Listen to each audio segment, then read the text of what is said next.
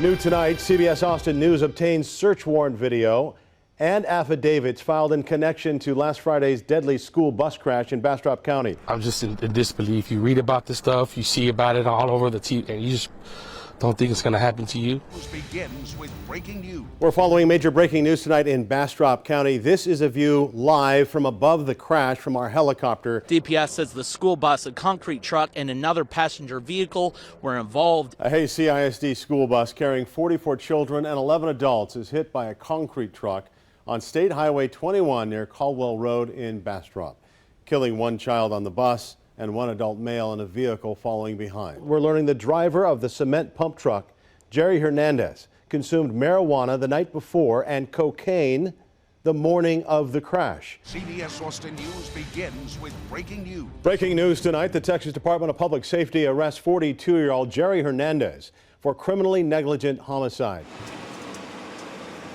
A fun outing to the zoo turns into a nightmare when a bus carrying 44 pre-K students and 11 adults from Tom Green Elementary and Hays CISD is hit head-on by a concrete truck on State Highway 21 in Bastrop Friday afternoon. A black Charger traveling behind the bus then also hit the vehicle. That driver and a male child on the bus were killed in the crash. It's difficult. It's something we actually do for a living, but it's difficult when you find children this young that are involved in a crash. 51 others were injured, with 4 of those being critical and requiring being airlifted to the hospital. 6 others who were seriously injured were taken to hospitals by ambulance, and 10 were taken to a children's hospital by an ambulance bus. It's a lot of coordination. This involved approximately 9 EMS agencies. We are very near the county line. Hays CISD says the bus was returning from a field trip to the Bastrop Zoo. In a letter to parents, Superintendent Eric Wright says he's heartbroken, adding, quote, "There are grieving families tonight who will never know life again as it was before." He thanked first responders and everyone who has reached out to offer support, from other school districts to Governor Greg Abbott. He also thanked the bus driver, who he says, despite being injured, insisted on all the children receiving treatment first. Parents are reunited with students at the school in Buda, a process that ended at 6:45 Friday evening. Cleanup on SH 21 took even longer. It's a busy road, and we have a large number of people that were involved in the crash, so we had to go through and identify each one of the children, notify parents, the school had to be notified, so shutting down the road was an absolute necessity. Tonight, Hays CISD identifies the 5-year-old boy killed in last Friday's school bus crash. They say Ulysses Rodriguez Montoya loved his family and going to school. He was one of 44 pre-K students on board the school bus, coming back from a field trip to the zoo when a cement truck swerved into their lane, hitting the bus. Questions remain after last Friday's school bus crash that resulted in the death of 5-year-old Ulysses Rodriguez Montoya. Investigators say a concrete truck crashed into the bus, which was carrying 44 pre-kindergarten students returning from a field trip. The investigation is still going on, so there's no final word on liability at this point, but that hasn't stopped parents from asking questions. Me personally, I don't like the idea of the no seatbelts. We spoke with Dr. Eric Wright, the superintendent of Hays CISD, and asked him about the bus, which we know didn't have any seatbelts. What decision-making goes behind who gets what bus? So the bus that was used was actually a regular route bus. It wasn't a spare bus, and the driver is the regular driver for Tom Green Elementary and the pre-K classes. On the surface, Texas is actually ahead of most of the country when it comes to seatbelts on school buses. According to the National Conference of State Legislatures, it's one of 8 states requiring school buses to have safety belts. But Texas carves out a couple of exceptions. The law notably does not apply to buses purchased that are 2017 models or older, or if the Board of Trustees votes and determines that the district's budget can't afford buses with seatbelts. In its statement over the weekend, Hays CISD says the bus involved in Friday's accident was a 2011 model, and a spokesperson tells us it was purchased in 2011, 6 years before that law took effect.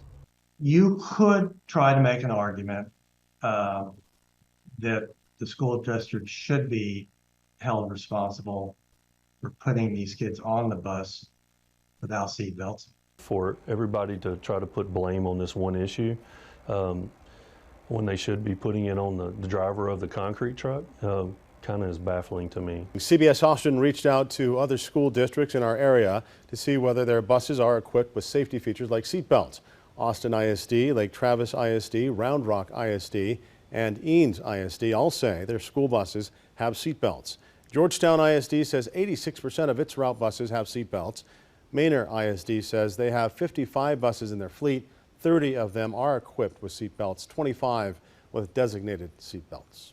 This outcome, while horrific, should have been predictable if you've got a truck like that with a tired driver behind it. Court documents obtained first by CBS Austin give more details into last Friday's devastating crash on State Highway 21 in Bastrop County. Jerry Hernandez, the man driving the cement pump truck, which hit the Hays CISD school bus filled with 44 pre-K students, admitted to getting just 3 hours of sleep the night before. And that would certainly explain the fatigue, would explain the drifting in oncoming traffic. Also in the documents, Hernandez admits to officers he smoked marijuana the night before the crash and took cocaine at 1 a.m. on the morning of. It looks like he's really right in the middle of the road.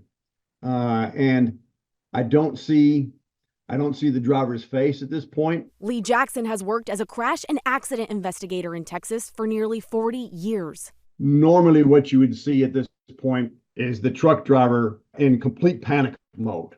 And I don't see that here, which leads me to believe that he's drifted over the side of the road and he's unaware of it. Jackson says this is just one piece of the puzzle. The Texas Department of Public Safety has yet to release the crash data from the engines of the truck and the bus. The court documents state Hernandez refused to provide a blood sample. A judge later issued a warrant to draw his blood for examination. Those results have not yet been released. We spoke with personal injury and trial lawyer Todd Kelly, who is not affiliated with anyone in this case, but says FJM Concrete, the company of the cement truck, has a responsibility to public safety. It had to be something that happened in that truck, and that truck, of course, is owned by the concrete company, which is responsible for the safe operation of that concrete truck, because when they are not operated safely, they do risk and cost us lives. 5-year-old Ulises Rodriguez Montoya and 33-year-old Ryan Wallace both died as a result of the crash. This should not have happened. And there's families that are really seriously hurting right now. Court documents reveal Jerry Hernandez is now facing criminal charges for his involvement in last Friday's deadly school bus crash in Bastrop County. He was driving the cement pump truck that crashed into a Hays CISD school bus and a following car, resulting in the deaths of 2 people. The documents say Hernandez admits to officers he had 3 hours of sleep and smoked marijuana the night before the crash and took cocaine on the morning of. This bus, and this is probably like a 65 or a 70 mile an hour zone. That's a tremendous amount of energy and force for any vehicle to have. Coming across the double yellow line like this and head on into the school bus. CBS Austin dug deeper into Hernandez's history, finding criminal charges dating back to 2006 and ranging across several counties. In 2006, Hernandez is arrested for driving with a suspended license in Travis County, a misdemeanor. In August of 2023, Hernandez is charged with assault family violence in Hays County, a felony. And November of 2023, he's charged with criminal mischief, also in Hays County. This is Hernandez's mugshot from January of this year in Hays County. On Friday afternoon, the Texas Department of Public Safety arrested Hernandez on a warrant for criminally negligent homicide. He was also arrested on an unrelated warrant for a bond violation out of Hays County. Both warrants were served this afternoon at a house in Bastrop County. There's a trial to determine guilt or innocence in terms of causing this wreck. That issue stands by itself. Then if there's any kind of a punishment phase, then previous behavior is allowed. According to OSHA's records, the company Hernandez was working for, FJM Concrete, has no workplace violations. OSHA representatives say it's not their responsibility to vet company workers, meaning performing background checks on employees falls under the discretion of the employers. New at 10, we're learning more about the background of the concrete truck driver charged in last month's deadly school bus crash in Bastrop County. Court records obtained by CBS Austin revealed Jerry Hernandez was hired by FJM Concrete without being properly vetted. CBS Austin's Abigail Velez spent the day reviewing these court documents and learned Hernandez previously failed multiple drug tests. They're negligent, completely negligent. I think they're liable for any damages. CBS Austin obtained court records showing Jerry Hernandez's employer, FJM Concrete, failed to properly vet him before his hiring. Hernandez was driving the cement pump truck that hit a Hays CISD school bus and a following car in Bastrop County on March 22nd. The crash left 2 people dead. I never heard of any kind of leniency like that. Not on that. You could have a criminal history. People make mistakes. But as for the drug thing, no. Court records show in 2020, Hernandez was issued a drug test by a previous employer for reasonable suspicion. He refused to take it. 2 years later, a drug test revealed marijuana in his system. And just a year later, in 2023, he tested positive for cocaine. That's what the clearinghouse is for. It automatically saves all your info for everything. Any drug test, every drug test that you've ever taken is on there. Robert Garza is a cement pump truck driver here in Texas. He says the federal database Clearinghouse is what his employer uses to keep track of drug tests he's been issued while on the job. Lieutenant Daniel Martinez with the Texas Department of Public Safety says companies are required to use Clearinghouse when hiring new drivers. They're required to do pre-employment checks when they hire a new driver just to see if there's anything negative in the clearinghouse. Records reveal FJM Concrete owner Frank Martinez did not verify Hernandez's driving status on Clearinghouse before hiring him. That means his employer was unaware of his drug history and the fact that he was listed as a prohibited driver on the database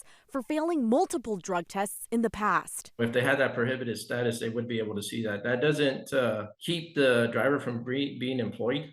That's completely up to the carrier. What the carrier can decide to do is they can hire him, but they wouldn't be putting him in a driver capacity. In this case, FJM Concrete still hired and employed Hernandez as a driver. Hernandez's arrest affidavit states his actions on the afternoon of March 22nd resulted in the deaths of 5-year-old Ulises Rodriguez Montoya and 33-year-old Ryan Wallace.